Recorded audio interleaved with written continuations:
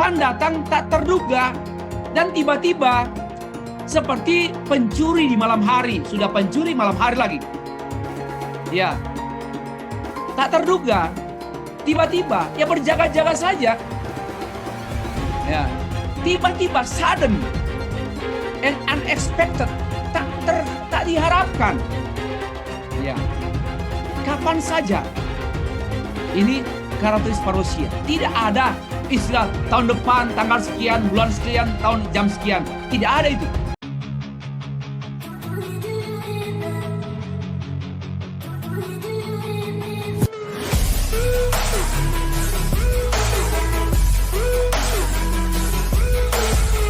Shalom, sahabat Ephata Kebenaran. Senang sekali bisa bertemu kembali dengan sahabat di channel ini. Saya berterima kasih karena sahabat sudah mampir dan mengikuti channel ini sampai hari ini. Saya berdoa kiranya Tuhanlah yang membalas dan memberkati kita semua. Channel Ephata Kebenaran membahas khusus tentang tanda akhir zaman atau peristiwa-peristiwa yang akan terjadi di akhir zaman. Dalam bahasa teologianya adalah eskatologi.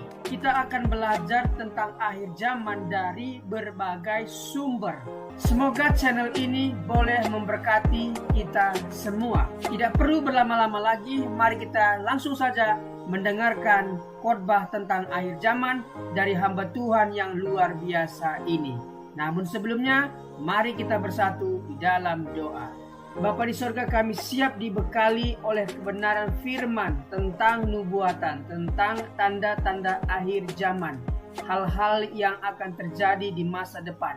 Berikanlah kami kemampuan agar kami dapat mengerti rencana Tuhan atas kehidupan kami dan dunia ini. Ajar kami Tuhan agar kami mempersiapkan diri menghadapi hari-hari yang akan datang ini. Kami siap diberkati oleh hamba-Mu ini. Berkatilah hamba-Mu ini, berkati pemberitaan firman Tuhan, berkati kami semua. Demi nama Yesus. Amin. Nah, sekarang kita membahas mengenai kedatangan Kristus yang kedua kali, yang dikenal dengan istilah parousia. Ya, parousia. Kita awali dengan membaca 1 Tesalonika pasal yang keempat ayat 13 sampai 18. Demikianlah firman Tuhan.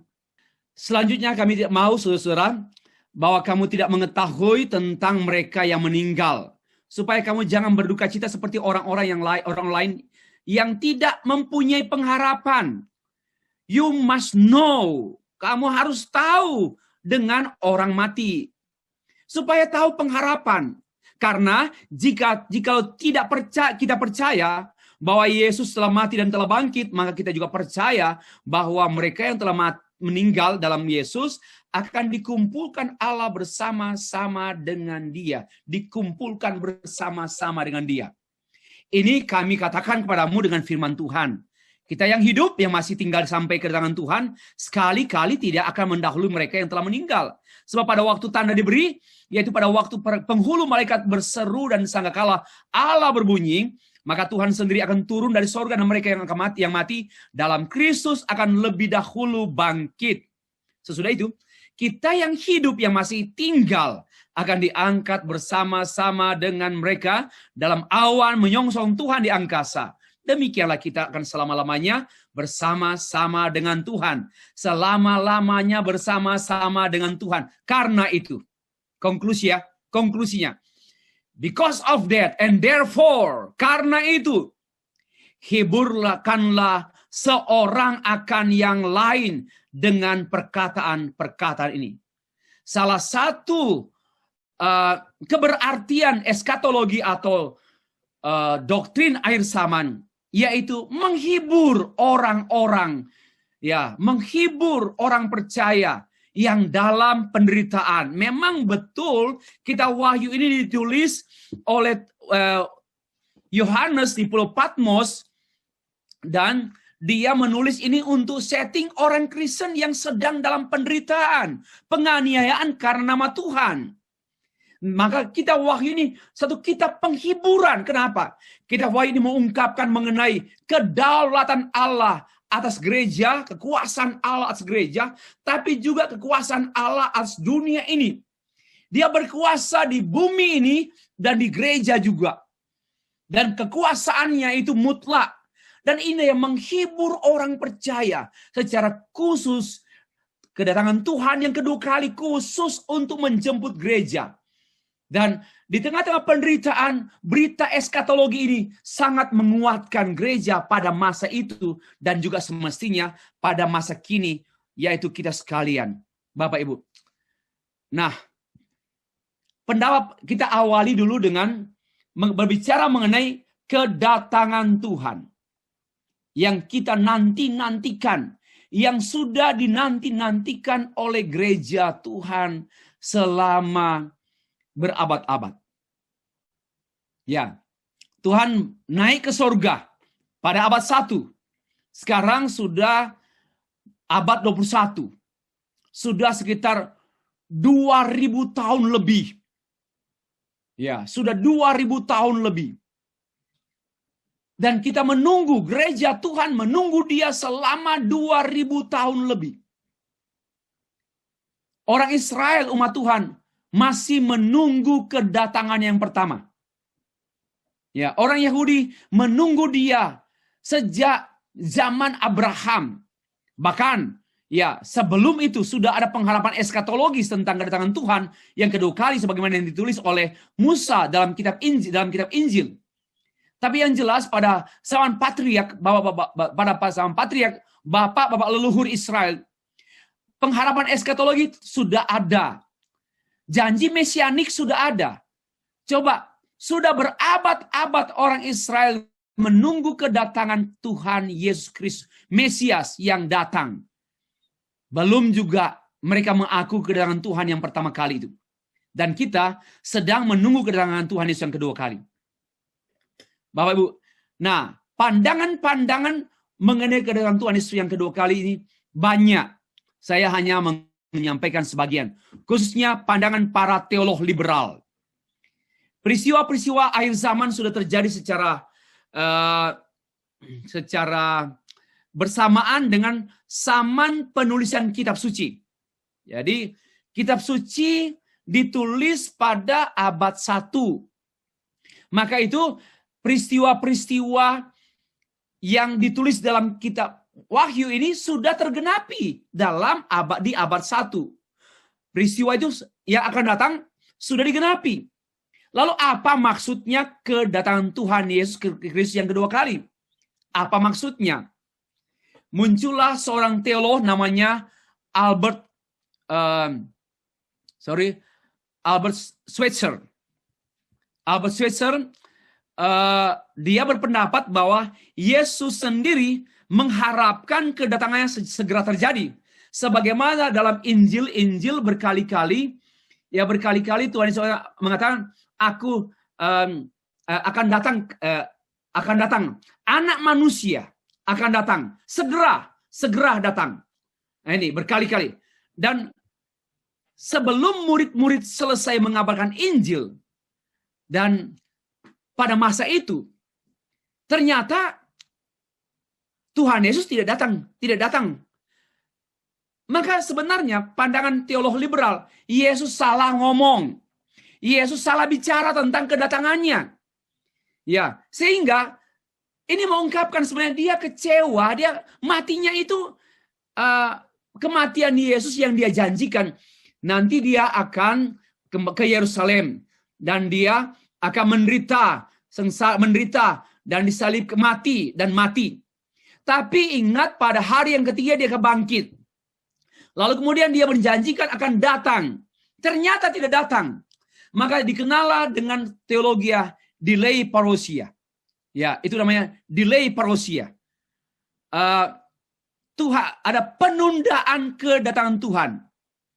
Kekecewaan Yesus Kristus ini pun menjadi kekecewaan orang Kristen sepanjang zaman kalau memahami bahwa wahyu itu nanti. Tapi sebenarnya menurut Albert Schweitzer, itu sudah terjadi. So, nggak perlu kecewa. Ini liberal. Yang kedua, pendapat daripada Martin Werner. Dia tidak mengakui adanya parousia. Yesus salah memproklamasikan kedatangannya segera.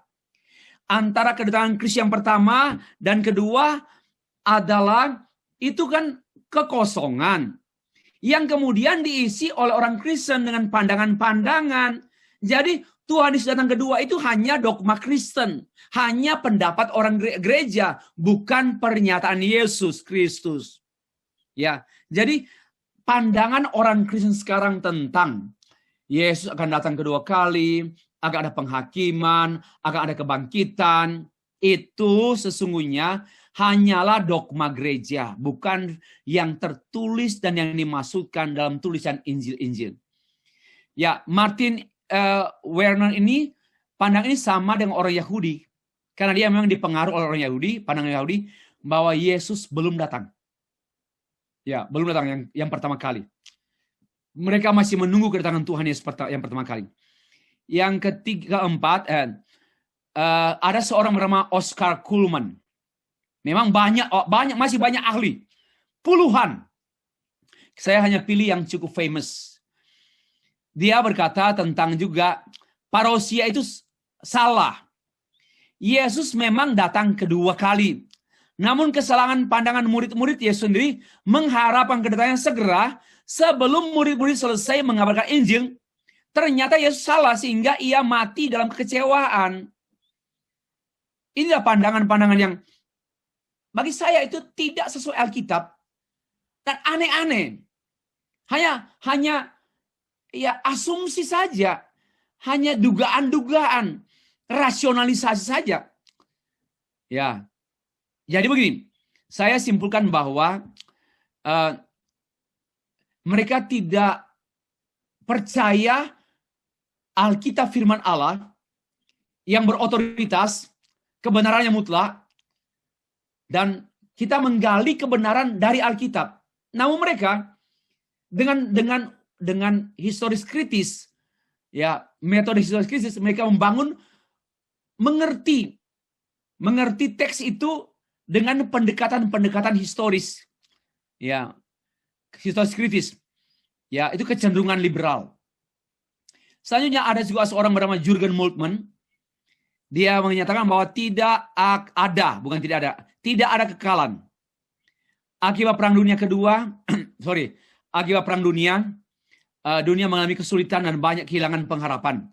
Karena itu bangkitlah sejumlah tokoh gereja menghasilkan pandangan eskatologi tentang pengharapan, hope, dan diantaranya adalah Jürgen Moltmann. Baginya, seluruh Alkitab itu peristiwa kini dan tidak ada unsur kekekalan. Bukan lampau, bukan masa akan datang.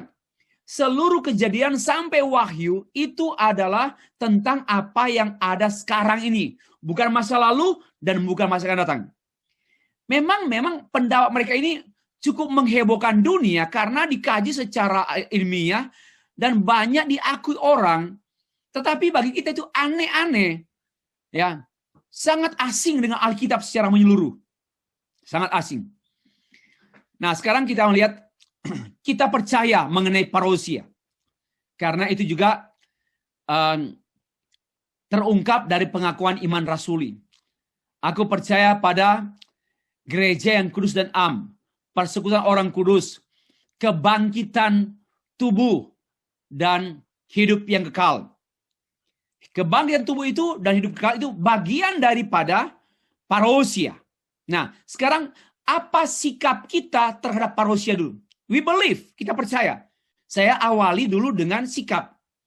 Ya, apa sikap kita? Harus yang pertama, sesuai dengan Alkitab, sikap kita pada parousia adalah sikap kita rindu kedatangan Tuhan. Karena kita rindu kesempurnaan. Kita rindu penggenapan, consummation, penyempurnaan. Kita rindu bersekutu dengan Tuhan. Di dunia ini, ngengat, karat, kejahatan, dan kesementaraan semua. Itu membuat kita tidak mengalami kesempurnaan persekutuan dengan Tuhan. Tetapi kita rindu mengalami arti hidup sesungguhnya hanya ada di sorga. Hanya ada dalam Tuhan. So that's why kita rindu bertemu dia. Diungkapkan dalam Roma pasal 8 ayat 19. Sebab dengan sangat rindu seluruh makhluk menantikan saat anak-anak Allah dinyatakan. Saat apa? Saat Kristus datang dan anak-anak Allah, gereja Tuhan, mengalami Kristus. Itu satu kerinduan. Masih banyak lagi teks yang mengungkapkan, aku rindu akan Yerusalem, kota yang suci, dan sebagainya. Yang kedua, terhadap parusia, kita tidak hanya rindu, tapi sabar. Ya, dia pasti datang. Segera, tapi belum datang. Segera, tapi pasti datang. Sabar. Yakobus pasal 5 ayat 8. Kamu juga harus bersabar. Dan harus meneguhkan hatimu. Harus meneguhkan hatimu karena kedatangan Tuhan sudah dekat. Sabar. Ya, kedatangan Tuhan sudah dekat. Kita harus sabar di tengah-tengah dunia ini. Memang banyak kesulitan, banyak penderitaan. Ya, apalagi karena nama Tuhan Yesus. Dan kita juga sudah rindu ketemu. Ya, sabar. Ya. Dan kita harus teguh, ya, teguh. Karena untuk sabar harus teguh. Yang ketiga, kita menyambut dia. Rindu, sabar, menyambut. Ia yang memberi kesaksian tentang semuanya ini berfirman, aku datang segera. Lalu sahutnya, amin. Datanglah Maranatha, Tuhan Yesus. Ini menyambut Wahyu 22 ayat 20. Apa sikap kita? Ya rindu. 2, ya sabar menunggu dia. Ya ketiga, welcome him. Kita menyambut dia. Bapak Ibu, itulah sikap orang Kristen, orang percaya kepada parusia. Sekarang, bagaimana cara rindu, cara sabar, cara menyambut? Ya, bagaimana kita rindu? Bagaimana kita sabar dan bagaimana kita menyambut dia? Cara menyambutnya yaitu 1, hidup waspada, berjaga-jaga, sadar. Matius 25 ayat 13, Markus 13 ayat 32. Harus waspada, harus sadar. Kita jiwa ini, jiwa seutuhnya, tubuh dan jiwa kita sepenuhnya sadar. Ya, sadar. Jangan sampai kita lengah. Jangan sampai kita lalai. Ya, sedikit pun.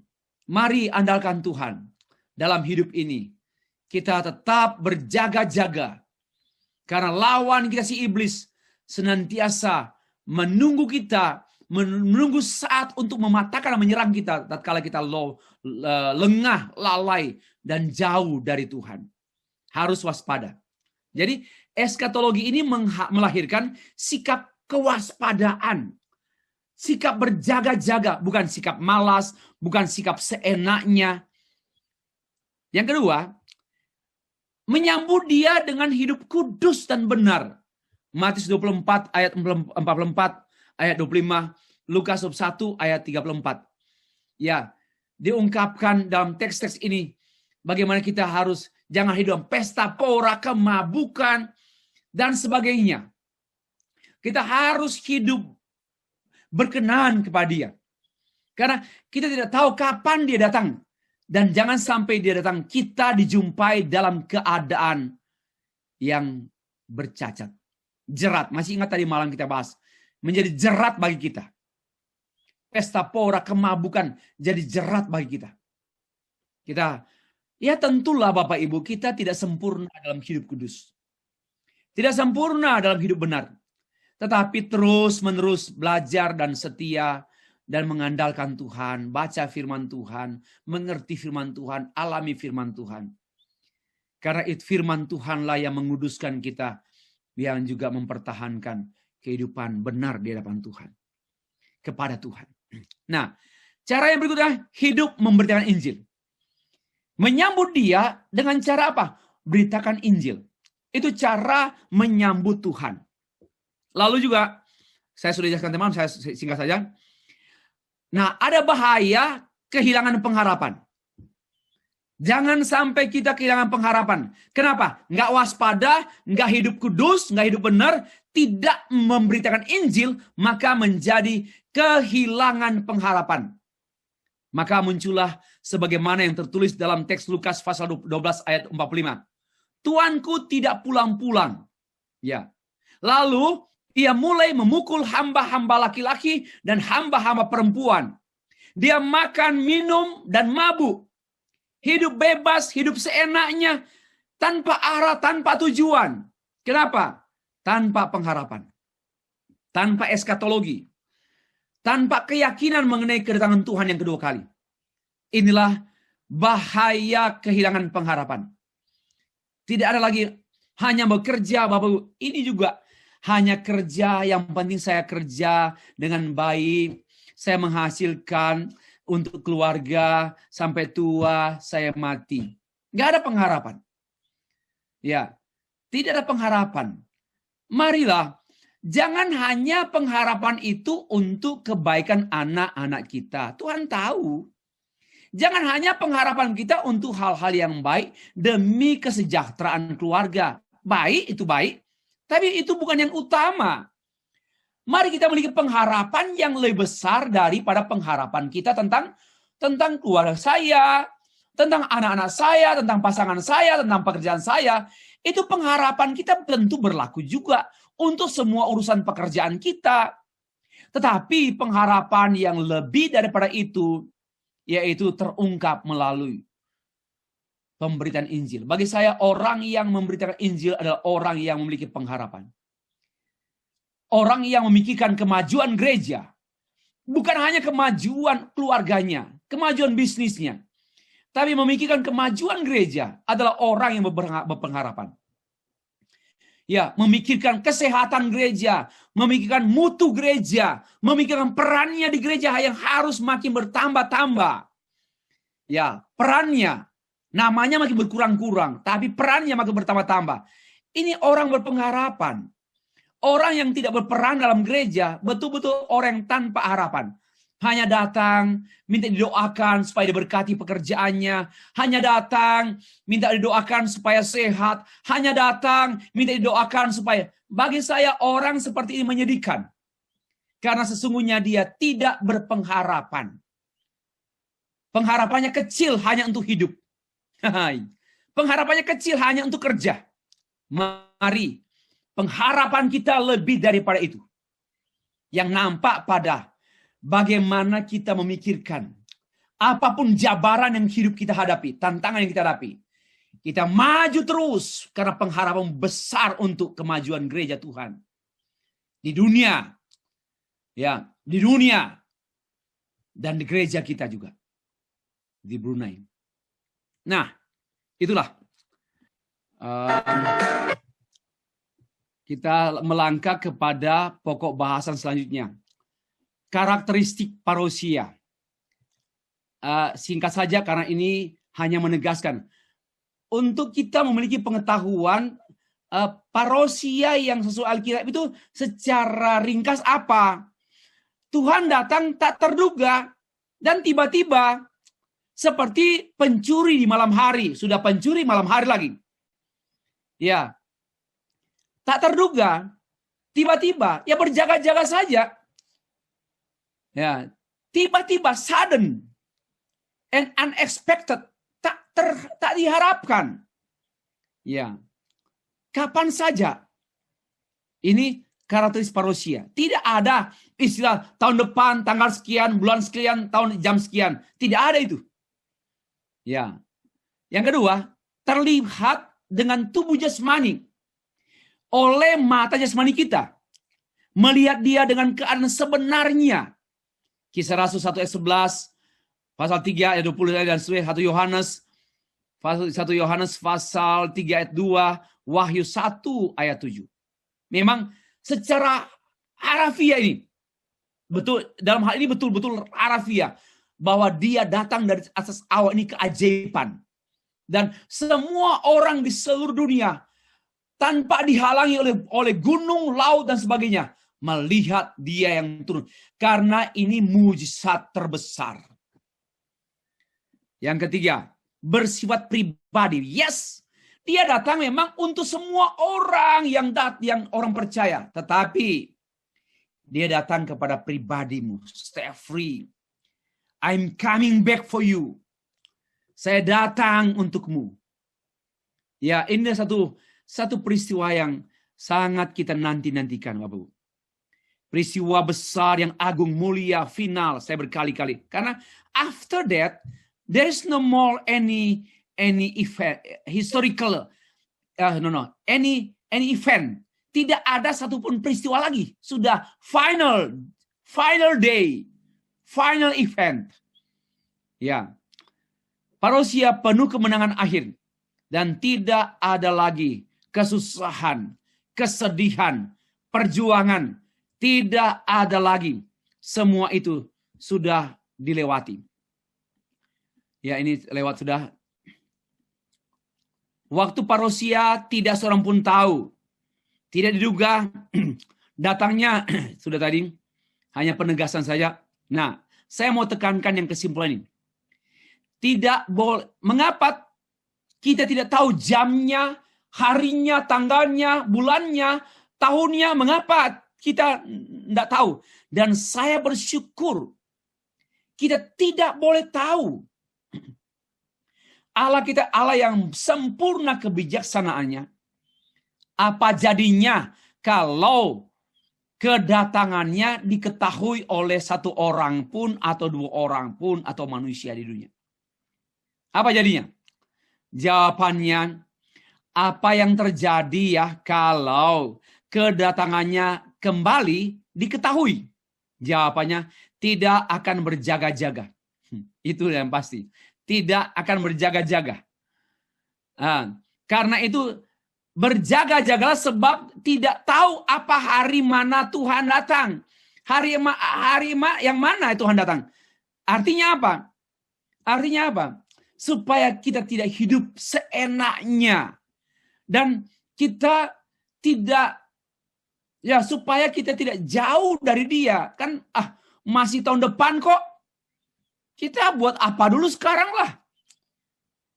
Dan bagi saya, implikasi etis yang sifatnya negatif ini terlalu banyak kalau memang Tuhan datang itu nanti pada tempat waktu tertentu.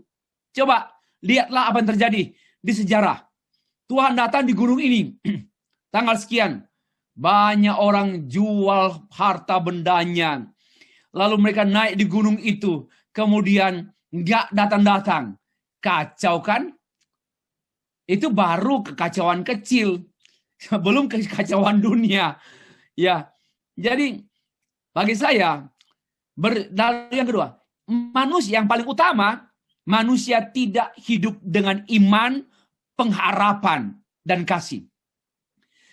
Ini yang utama. Mengapa Tuhan tidak beritahu bahwa kedatangannya itu tanggal 1, tanggal 2, tanggal 5 Desember atau apa tahun sekian? Mengapa? Karena dia mau kita hidup dalam dunia ini penuh pengharapan kepada dia. Mengharapkan dia yang tak terlihat, yang tak terhitung. Ya, lalu juga beriman kepada dia, hidup dalam iman. Bagi saya itu yang sempurna. Dan hidup dalam kasih. Jangan hidup tanpa kasih karena berpikir, Tuhan gak datang-datang. Pukullah hamba laki-laki, hamba perempuan, hidup pesta pora, mabuk. Karena memang kalau kita tahu Tuhan datang, atau kecewa karena Tuhan tidak datang. Jadi dua hal yang sama. Kecewa karena Tuhan tidak datang, menurut dia, tidak datang-datang, nggak sabar, sama dengan dia berpendapat bahwa, ya, saya tahu Tuhan datang tanggal sekian. Kelakuannya sama. Perilakunya buruk. Ya, tetapi yang mendasar, mereka tidak hidup oleh iman, pengharapan, dan kasih. No hope, no love, and no faith. Ya, Bapak Ibu yang dikasih Tuhan, tanda-tanda parousia kan memang belum datang. Segera datang, sudah dekat. Dan pasti datang. Lalu murid-muridnya bertanya, apakah tandanya? Saya sudah bahas tadi malam ya, singkat aja nih. Apa tanda kedatanganmu dan tanda kesudahan dunia? Matius 24 ayat 3. Gerakan pemberitaan Injil kan sudah. Lalu masa tribulasi, ini urutan-urutan tanda-tanda kedatangan Tuhan. Akan ada gerakan pemberitaan Injil. Markus 13 ayat 10, Matius 24 ayat 13. Ya, bukan, sekali lagi, bukan mempercepat kedatangan Tuhan yang kedua kali dengan memberitakan Injil. Keliru. Justru karena Tuhan pasti datang, mari kita beritakan Injil dengan segera dan cepat dan buat movement. Lalu kemudian pada saat yang sama ada tribulasi, masa sengsara. Dan itu sudah sejak abad 1 sampai abad 21 ini. Bukan nanti seperti futuris ekstrim. Tidak. Nabi palsu dengan tanda-tanda ajaib yang dia buat sejak kapan? Bukan nanti. Sudah kemarin. Sudah sejak abad 1 sampai abad 20 yang lalu dan abad 21 awal ini. Tanda di langit, matahari akan menjadi gelap, bulan tanpa cahaya, bintang-bintang akan jatuh, anak manusia. Memang ini pun sudah terjadi bencana alam dan sudah terjadi banyak keanehan dalam dunia. Ya, ini kan simbol saja memberitahukan bahwa dunia makin tua, dunia makin rapuh, bencana makin sering terjadi dan makin ganas dunia ini. Dan itu sudah terjadi juga pada abad 1, abad 2, abad 3, abad 4, abad 17, abad 18, 20. Yang klimaksnya memang pada waktu kedatangan Tuhan yang kedua kali. Muncul a man of sin atau antichrist. Ya, seperti mana yang teks yang sudah. Lalu katanya terjadi keselamatan Israel, betul. Tapi ini Israel bukan Israel jasmani. Ini Israel rohani. Semua orang percaya adalah Israel rohani. Saudara adalah Israel. Umat Allah. Umat tebusan Allah. Umat kesayangan Allah. Umat pilihan Allah. Saudara adalah Israel rohani. Yang memang juga ada orang percaya di Israel. Ya, Roma 11 ayat 12, 25 sampai 26. Kesimpulannya, semua tanda-tanda kedatangan Tuhan, ini keliru ya, bukan sama dengan, saya cari tadi saya lupa, tidak sama dengan kejadian. Apa yang jadi nanti lebih besar daripada yang ditandai, daripada tanda.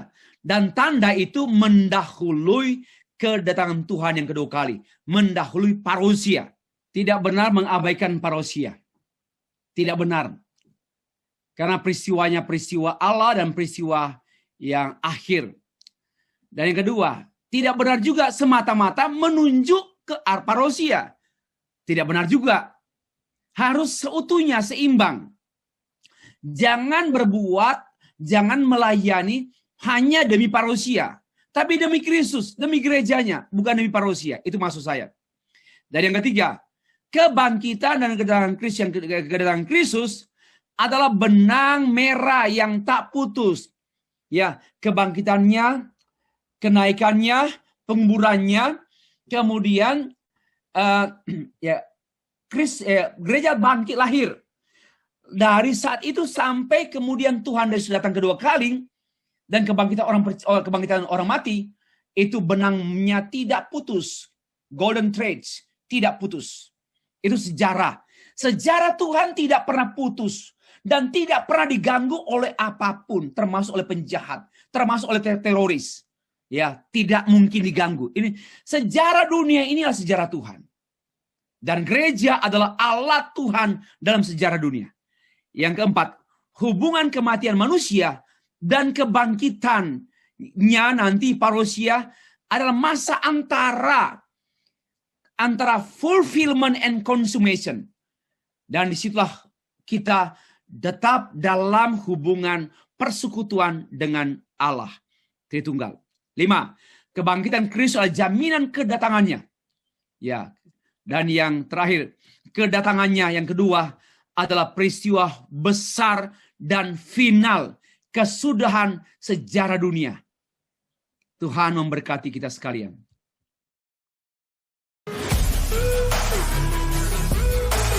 Terima kasih sahabat sudah mendengarkan khotbah tentang akhir zaman.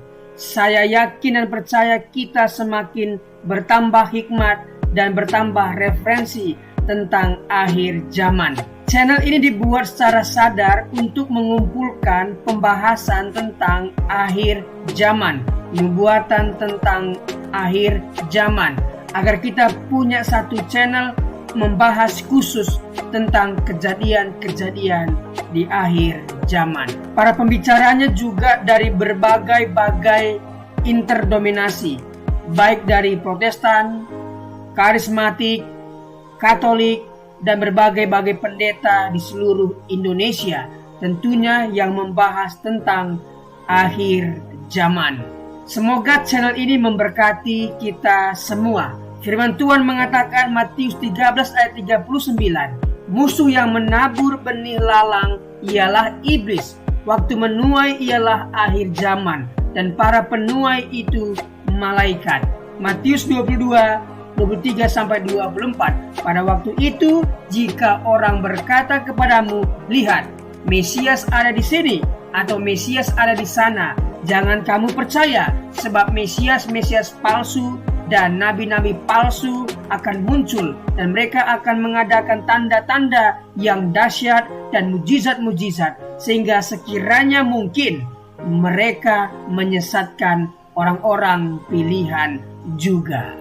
1 Tesalonika 4 ayat 15-16. Ini kami katakan kepadamu dengan firman Tuhan, kita yang hidup, yang masih tinggal sampai kedatangan Tuhan, sekali-kali tidak akan mendahului mereka yang telah meninggal. Sebab pada waktu tanda diberi, yaitu pada waktu penghulu malaikat berseru dan sangkakala Allah berbunyi, maka Tuhan sendiri akan turun dari sorga, dan mereka yang mati dalam Kristus akan lebih dahulu bangkit. Matius 24 ayat 24. Karena itu berjaga-jagalah, sebab kamu tidak tahu pada hari mana Tuhanmu datang.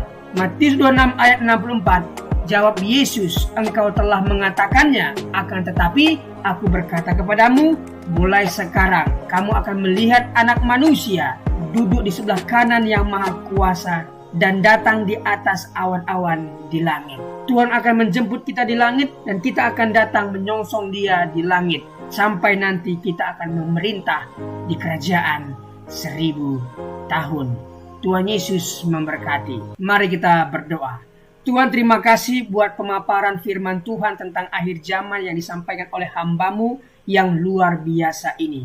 Berkatilah hamba-Mu ini, pelayanan, keluarga, setiap pekerjaan yang dia kerjakan dibuat Tuhan berhasil dan beruntung. Kami yang mendengarkan firman ini berterima kasih Tuhan, karena kami semakin bijaksana menambah referensi baru tentang akhir zaman. Apa yang harus kami lakukan menjelang akhir zaman? Tentunya harus mendekatkan diri, melekat dengan Tuhan, sehingga ketika waktu itu tiba, kami diangkat dan bersama-sama dengan Tuhan di langit dan akan memerintah di kerajaan 1000 tahun nantinya. Terima kasih Tuhan, demi nama Yesus.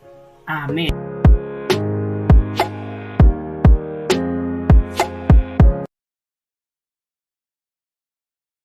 Nấu tâm mình tác lỗ để bởi sầy bù phá y chẳng mây dầu giá bù phá tê cháu trong sai liệu tê lưng ở tàu in nấu nè tê cháu xin cồn tê cháu xin nè chuẩn bị nói xin bay bài đi tròi đi dẫn đi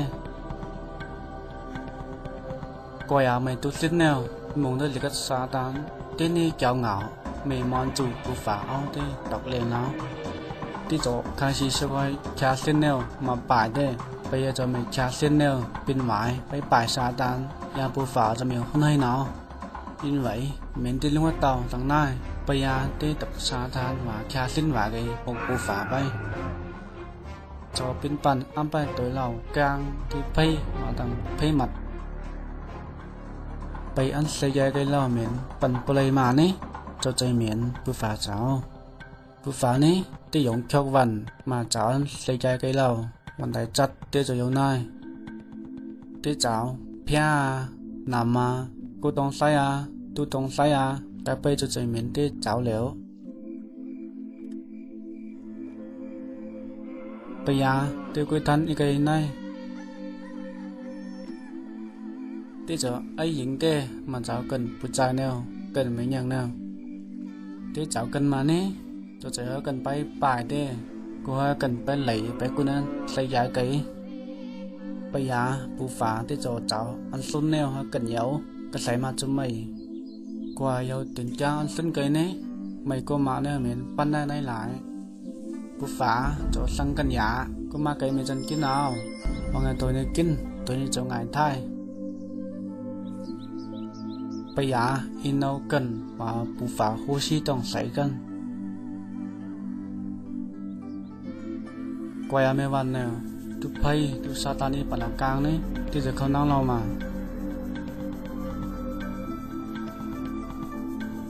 pai lo kan ya pu fa ti la ba to ni kin ya so mo to te kan so ti ma to ni ti nào bây giờ cần cho tông pay kang ti na ma long pai cái lòng pai à cho mày phạm đó như vậy pu fa kang bo ya soi cần lo mày thái đi vào nè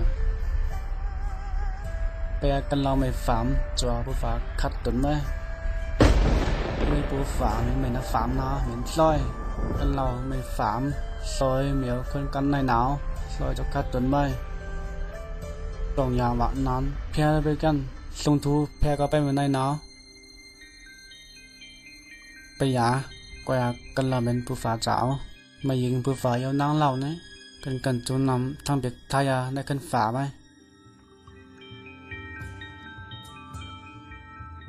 soi cần lo nhà nhỏ lấy ra để bơi sấy hà lại cần chụp bay hắn nói để sấy chừng cái bài miêu à cái chọi trong sấy à là ai tọc liền cho có phần bơi hạt trong biểu hôm nay cần bù phá bay coi à mà giải cần lào hạt bơi hạt cho mình nay cần năng phá được bài nào bù phá và cần lào tòng lỏng và năm bơi căn miêu khung căn này nào coi à bù phá níที่ยันใจหันนิ้นกันยังไงกันเราเหมือนไอ้หญิงได้มาเจ้าเปียได้จะให้อีหลอกตอกเต้เยซูร้อนเสียไกมาเจ้าฝามกันเราไปยาอีเต้กันเราเจ้าไม่ไงงงยังไงเยซูเรามาหัดฆ่าลอยกันเราเยซูไว้เลี้ยวนะเจ้าฝามกันเราเจ้าไงท้ายเอาสีสีจานี้เอาหลุดได้มาสาวฝามกันเราไป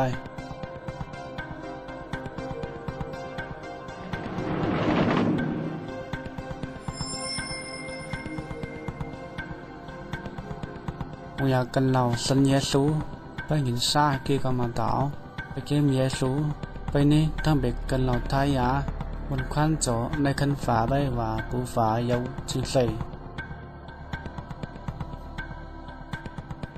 วันยามีสัญญาสิเรานี่มีท้ายยาเนี่ยจะไปเกี่ยวไพ่ไปที่ไต้ฟุ้งเหมือนไต้ต่อยปูฝาเจ้าตีปล่อยไพ่ซอยอยากกันเราไม่ไปเกี่ยวเมียสูหนาวมีตั้งลำเขาปูฝาลำเขาเยซูก้าวหนาวไปปลายไพ่ไปเกมไพ่จะลองตีไปโยโหโยคำวางกันเราเก็บเมียซูนี้กันเราทายาจนในคันเตียงฝาไปอีไว้เยซูจะใจตองกองลงด้วยกันเทียบค่าเราต่อแนวขึ้นไปในทั้งปูฝาตั้งหน้าบางอย่างตัวสัญญาโซนนี้จนในกันฝาไปว่าผู้ฝานายเอาจึงใส่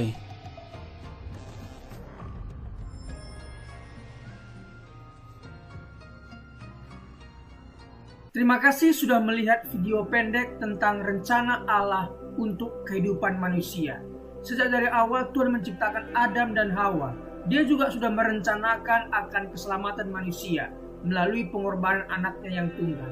Tidak ada cara lain selain menerima Tuhan Yesus yang adalah jalan, kebenaran, dan kehidupan. Tidak ada seorang pun yang bisa bertemu dengan Bapa kalau tidak melalui Tuhan Yesus. Tuhan Yesuslah yang menjadi jembatan seperti video yang kita barusan lihat. Jadi rencana Allah itu sangatlah sederhana. Rencana keselamatan yang diberikan Allah sangatlah sederhana. Mari kita lihat artikel berikut ini. Rencana keselamatan Allah yang sederhana namun penuh kuasa. Hai kawan, saya akan mengajukan pertanyaan yang paling penting di dalam kehidupan ini. Kebahagiaan dan kesusahan Anda di masa akan datang bergantung pada jawaban Anda. Pertanyaannya adalah, apakah Anda sudah diselamatkan? Ini bukan pertanyaan tentang perbuatan baik Anda, bukan juga apakah Anda anggota gereja, tetapi apakah Anda sudah diselamatkan? Apakah Anda yakin akan masuk surga setelah meninggal dunia? Alkitab berkata bahwa untuk dapat masuk surga, seseorang harus dilahirkan kembali. Dalam Yohanes 3 ayat 7, Yesus berkata kepada Nikodemus, kamu harus dilahirkan kembali. Karena yang dilahirkan dari daging adalah daging, yang dilahirkan dari roh adalah roh. Dalam Alkitab, Allah memberikan rencana bagaimana caranya untuk dapat dilahirkan kembali, yang berarti diselamatkan. Rencananya sangat sederhana. Anda dapat diselamatkan hari ini juga. Bagaimana caranya? Langkah pertama, Anda harus sadar bahwa Anda adalah orang berdosa. Karena semua orang telah berbuat dosa dan telah kehilangan kemuliaan Allah. Roma 3 ayat 23. Karena semua orang lahir dengan hati yang berdosa, hati yang dari daging. Anda adalah orang berdosa dan terpisah dari Allah karena dosa. Sebab upah dosa ialah maut. Roma 6 ayat 23. Ini artinya pemisahan kekal dari Allah di dalam neraka. Manusia ditetapkan untuk mati hanya satu kali saja, dan sesudah itu dihakimi. Ibrani 9 ayat 27. Tetapi Allah sangat mengasihi Anda. Dia telah memberikan anaknya yang tunggal, Yesus, untuk menanggung dosa Anda dan mati untuk Anda. Dia, Yesus, yang tidak mengenal dosa, telah dibuatnya menjadi dosa karena kita, supaya di dalam Dia kita dibenarkan oleh Allah. 2 Korintus 5 ayat 21. Yesus harus meneteskan darahnya dan mati karena nyawa makhluk ada di dalam darahnya. Imamat 17 ayat 11. Tanpa penumpahan darah tidak ada pengampunan. Ibrani 9 ayat 22. Akan tetapi Allah menunjukkan kasih-Nya kepada kita oleh karena Kristus telah mati untuk kita ketika kita masih berdosa. Roma 5 ayat 8. Meskipun kita tidak dapat mengerti bagaimana caranya, Allah berkata bahwa dosa-dosa setiap orang yang percaya kepadanya telah dibebankan kepada Yesus dan Ia mati untuk kita. Dia dijadikan pengganti kita. Ini adalah kebenaran. Allah tidak dapat berbohong, kawanku. Sekarang Allah memberikan kepada manusia bahwa di mana-mana semua mereka harus bertobat. Kisah Para Rasul 17 ayat 30. Langkah kedua adalah pertobatan. Pertobatan ini adalah sunat hati. Kalau di perjanjian lama Tuhan minta Abraham, Kejadian 17, dan semua keturunannya disunat sebagai tanda perjanjian yang kekal. Makna rohaninya adalah dalam perjanjian baru Tuhan Yesus memperkenalkan tujuan dari sunat jasmani adalah sunat hati, yaitu secara rohani. Sunat jasmani dilakukan sebagai upaya memurnikan diri dan dari aspek medis dapat menghindari sejumlah sakit penyakit. Sunat hati secara rohani memurnikan hidup kita dari dosa dan maut. Yeremia 4 ayat 4 berkata tentang sunat hati supaya terhindar dari murka Allah. Perbuatan-perbuatan yang jahat adalah kehidupan yang tidak takut akan Tuhan, tidak hidup mengasihi Dia dan tidak beribadah kepadanya. Sunat hati berarti bertobat dari kehidupan yang jahat dan menaati Tuhan. Mengatakan betapa baik, kuat dan dahsyat, adil dan kasih Tuhan hingga layak disembah oleh semua orang. Pertobatan harus disertai perbuatan. Cara berpikir di mana seseorang mengaku dan setuju bahwa ia orang berdosa di hadapan Allah dan mengaku serta menerima pengorbanan Yesus di kayu salib untuk setiap orang percaya. Dalam Kisah Rasul 16 ayat 30 sampai 31. Penjaga-penjaga Filipi bertanya kepada Paulus dan Silas, "Tuan-tuan, apakah yang harus aku perbuat supaya aku selamat?" Jawab mereka, "Percayalah kepada Tuhan Yesus Kristus dan engkau akan selamat." Percayalah kepadanya sebagai seorang yang telah menanggung dosa-dosa Anda dan mati mengganti Anda, dikuburkan dan dibangkitkan kembali oleh Allah. Kebangkitannya memastikan bahwa orang percaya dapat yakin akan kehidupan kekal. Sesaat Yesus diterima sebagai juru selamat, kebangkitannya memastikan bahwa orang percaya dapat yakin akan kehidupan kekal sesaat Yesus diterima sebagai juru selamat. Tetapi semua orang yang menerimanya diberinya kuasa supaya menjadi anak-anak Allah, yaitu mereka yang percaya dalam namanya. Yohanes 1 ayat 12. Sebab barang siapa yang berseru kepada nama Tuhan akan diselamatkan. Roma 10 ayat 13. Barang siapa dalam kutipan di atas termasuk Anda diselamatkan bukan berarti mungkin atau dapat, tetapi pasti diselamatkan. Tentu Anda sadar bahwa Anda seseorang berdosa. Saat ini juga, dimanapun Anda berada, bertobatlah, serahkanlah hatimu kepada Allah dalam doa pengakuan dosa dan pertobatan yang sungguh-sungguh. Dalam Lukas 18 ayat 13, seorang yang berdosa berdoa, "Ya Allah, kasihanilah aku orang berdosa ini." Berdoalah, "Ya Allah, aku tahu bahwa aku adalah orang berdosa. Aku percaya bahwa Yesus telah menggantikan aku waktu Dia mati di kayu salib. Aku percaya bahwa penumpahan darahnya, kematiannya, penguburannya, dan kebangkitannya adalah untuk aku. Sekarang aku menerimanya sebagai juru selamatku. Terima kasih atas pengampunan dosa-dosaku, pemberian keselamatan dan kehidupan yang kekal karena rahmat dan anugerah-Mu. Amin." Terimalah firman Allah dan dapatkanlah keselamatan daripadanya dengan iman. Percaya, maka Anda akan diselamatkan. Secara lahiriah mungkin kita kelihatan pergi ke gereja, membaca Alkitab. Namun jika hati kita masih tinggal dalam kegelapan, dilimputi ketakutan, kebimbangan, kepentingan diri sendiri, dan memaksakan kehendak sendiri, kita harus mempersembahkan hati kepada Tuhan sebagai persembahan yang terbaik. Bukan gereja, perkumpulan ataupun perbuatan-perbuatan amal ibadah yang menyelamatkan Anda. Ingatlah, hanya hati yang diserahkan kepada Allah yang dapat disucikan dan diselamatkan. Rencana keselamatan Allah yang sederhana adalah Anda orang berdosa. Apabila Anda tidak percaya dalam Yesus yang telah mati menggantikan Anda, pasti Anda akan tinggal untuk selama-lamanya di dalam dosa dan maut. Jika Anda percaya kepadanya sebagai juru selamat yang telah disalibkan, dikuburkan, serta dibangkitkan, Anda menerima pengampunan atas segala dosa dan karunia keselamatan kekal karena iman. Anda mungkin berkata, "Tidak mungkin semudah itu." Ini sesuai Alkitab. Ini adalah rencana Allah. Hai kawan, percayalah pada Yesus dan terimalah Dia sebagai juru selamatmu hari ini juga. Kalau rencananya masih belum jelas bagi Anda, bacalah tulisan ini berulang-ulang tanpa berhenti sampai Anda mengerti jiwa Anda lebih berharga daripada seisi dunia ini. Apa gunanya seseorang memperoleh seluruh dunia tetapi ia kehilangan nyawanya? Markus 8 ayat 36. Marilah serahkan hatimu kepada Tuhan sebagai persembahan yang hidup, kudus, dan sukarela. Anda harus benar-benar pasti akan keselamatan pribadi ini. Apabila Anda kehilangan jiwa, Anda akan kehilangan surga dan kehilangan segala-galanya. Percayalah dan biarkanlah Allah selamatkan Anda saat ini juga. Kuasa dan kasih Allah akan selamatkan Anda. Tetapkan hati Anda dan perubahan cara pandang memungkinkan Anda untuk hidup sebagai orang Kristen yang selalu menang atas pencobaan.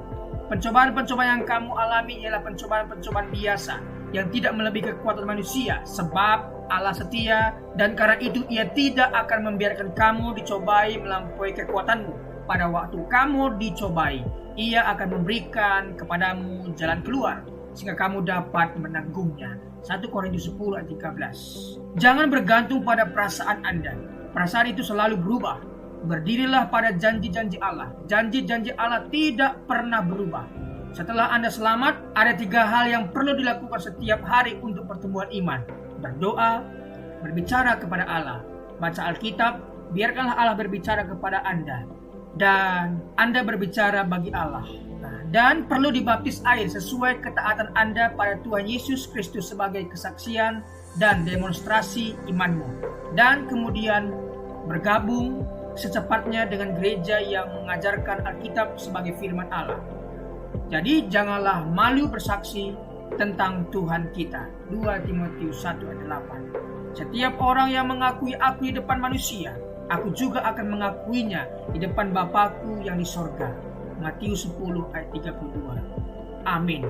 Itulah tadi rencana keselamatan Allah yang sangat sederhana. Yang pertama, kita harus sadar bahwa kita orang berdosa. Yang kedua, kita harus bertobat, meninggalkan yang lama dan beralih kepada Tuhan dan berdoa untuk menerima Yesus sebagai Tuhan dan Juru Selamat kita.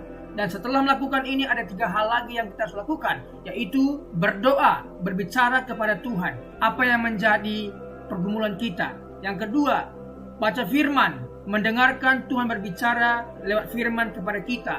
Kemudian kita berbicara kepada Tuhan. Yang ketiga adalah bersaksi. Jangan malu bersaksi. Setelah engkau diselamatkan oleh Tuhan, bersaksilah.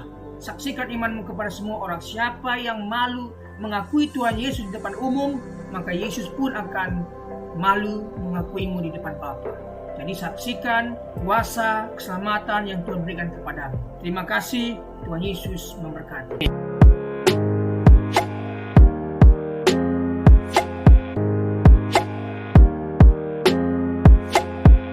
Dalam kesempatan kali ini kita akan membahas satu tema yang cukup baik, yaitu menanti dan berjaga-jaga. Bagaimana sikap orang percaya ketika menanti dan berjaga-jaga akan kedatangan Tuhan yang kedua kali. Mari kita baca Lukas 21 ayat 25 sampai 36. Saya percaya kita sudah membacanya. Oleh karena itu, mari kita lanjutkan.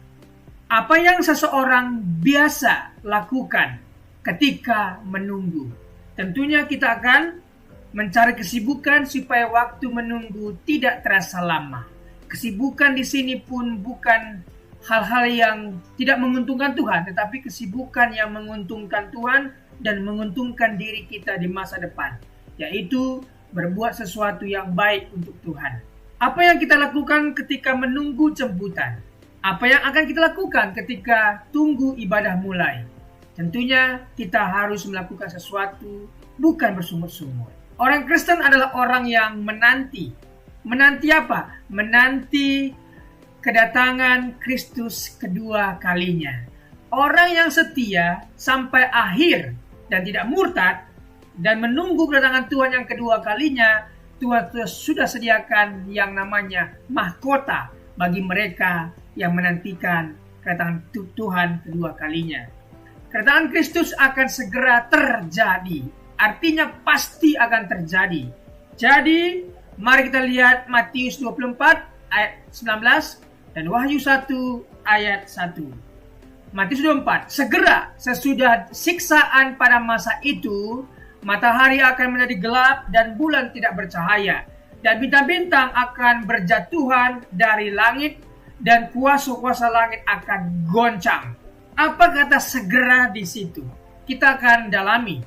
Wahyu 1 ayat 1. Inilah wahyu Yesus Kristus yang dikaruniakan Allah kepadanya, supaya ditunjukkannya kepada hamba-hambanya apa yang harus segera terjadi.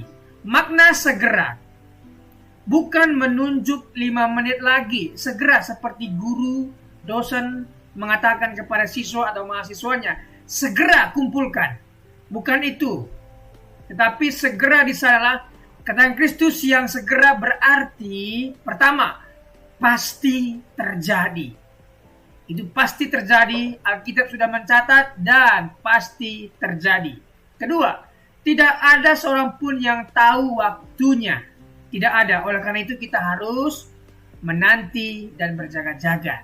Ketiga, tidak ada seorang pun yang dapat melarikan diri ataupun luput. Siapapun kita akan tetap dihukum atau diberikan ganjaran yang baik. Pertama, tanda-tanda kedatangan anak manusia. Mari kita dalami apa tanda-tanda dan kenapa Tuhan memberikan tanda. Meski tidak ada yang tahu kapan waktunya, tetapi akan ada tanda-tanda sebelum itu terjadi. Lukas 21 ayat 25 sampai 26. Dan akan ada tanda-tanda pada matahari dan bulan dan bintang-bintang. Dan di bumi bangsa-bangsa akan takut dan bingung menghadapi deru dan gelora laut. Orang akan mati ketakutan karena kecemasan berhubung dengan segala apa yang menimpa di bumi. Sebab kuasa-kuasa langit akan goncang. Penguasa-penguasa yang ada di langit akan goncang. Tanda kedatangan Kristus sudah dinubuatkan oleh para nabi. Tanda kedatangan Kristus dan penghukuman orang fasik bisa dibaca Yesaya 13 ayat 9 sampai 11. Sungguh hari Tuhan datang dengan kebengisan, dengan gemas, dan dengan murka yang menyala-nyala, untuk membuat bumi menjadi sunyi sepi dan untuk memunahkan daripadanya orang-orang yang berdosa. Sebab bintang-bintang dan gugusan-gugusan di langit tidak akan memancarkan cahayanya. Matahari akan menjadi gelap pada waktu terbit, dan bulan tidak akan memancarkan sinarnya. Kepada dunia akan kubalaskan kejahatannya, dan kepada orang-orang fasik kesalahan mereka. Kesombongan orang-orang pemberani akan kuhentikan, dan kecongkakan orang-orang yang gagah akan kupatahkan. Tanda kedatangan Kristus sudah dinubuatkan oleh para nabi. Yang kedua, tanda kedatangan Kristus dan penyelamatan umat Allah. Yoel 2 ayat 30 sampai Yoel 3 ayat 2. Mengapa perlu tanda? Supaya kita terhindar dari penyesatan. Baca Lukas 21 ayat 8. Tidak putus asa oleh penderitaan yang mendahului kedatangan Kristus. Akan ada penderitaan, akan ada penganiayaan. Tetapi bagi kita yang percaya kepada Tuhan, akan diangkat dan diluputkan. Tetapi bagi mereka yang suam-suam kuku, akan dimuntahkan dan mengalami siksaan besar itu. Tidak meragukan janji kedatangan Kristus. Oleh karena itu mari kita tidak meragukan janji kedatangan Kristus. Baca ayat yang ke-29 sampai 33 dan seterusnya. Setelah tanda-tanda terjadi, Yesus datang kedua kali. Haleluya. Perbedaan dengan kedatangannya yang pertama. Ya, dia lahir sebagai manusia kedatangan yang pertama. Dilahirkan dari perawan Maria. Sederhana dan kehinaan seorang hamba. Tetapi kedatangan yang kedua kalinya berkuasa dan kemuliaan seorang raja. Kedua, kedatangan yang pertama dihukum karena dosa manusia. Kedatangan yang kedua datang untuk menghukum manusia yang berdosa dan tidak bertobat. Aplikasinya, tidak percaya kepada orang-orang yang mencoba meramal atau menentukan waktu kiamat. Yang kedua, ketika melihat tanda, kita semakin yakin mengenai kedatangan Kristus. Tiga, sebagai orang percaya, kita bersuka cita menyambut kedatangan Kristus karena ia datang untuk menyelamatkan. Selanjutnya, sikap menanti kedatangan anak manusia itu. Bagaimana sikap kita? Mari kita baca Markus 13 ayat 32. Saya percaya sahabat sudah membacanya. Tidak seorang pun yang tahu. Malaikat tidak tahu. Yesus sebagai manusia tidak tahu.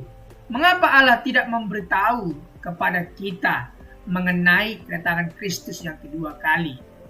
Allah tidak memberitahu supaya, pertama, menumbuhkan di dalam diri kita sikap hamba yang benar, berjaga-jaga selalu. Seperti majikan yang akan pulang ke rumahnya. Tentunya hambanya atau pembantunya pasti berjaga-jaga untuk menanti majikan itu. Itulah maksudnya. Kita harus berjaga-jaga dan juga terus menanti kedatangannya. Hamba sejati dan hamba palsu akan diuji di dalam kesediaannya untuk selalu berjaga-jaga. Fokus pada tanggung jawab dan pekerjaan yang Allah perintahkan. Kenapa Tuhan tidak beritahu kedatangannya? Agar kita fokus pada tanggung jawab dan pekerjaan yang Allah perintahkan kepada kita. Karena kita tahu zaman dulu, yaitu di zaman Paulus, ketika dikatakan Tuhan Yesus akan datang kedua kali, dan jemaat saat itu sudah tidak mau kerja lagi, dan semua mereka menunggu. Bukan itu yang dimaksud. Aplikasi apa yang kita bisa ambil dari bagaimana berjaga-jaga? Ayat 34 sampai 36. Jangan syarat dengan pesta pora, kemabukan dan kepentingan duniawi. Mari kita jauhi hal-hal yang semacam ini, karena ini merugikan kita di masa yang akan datang. Berdoalah senantiasa. Agustinus berdoa, baca Alkitab, menjauhi dosa. Ini yang harus kita lakukan, berdoa, membaca Alkitab, menjauhi dosa. Dan selamat menantikan kedatangan Kristus, bersiaplah Yesus datang segera. Terima kasih, Tuhan memberkati.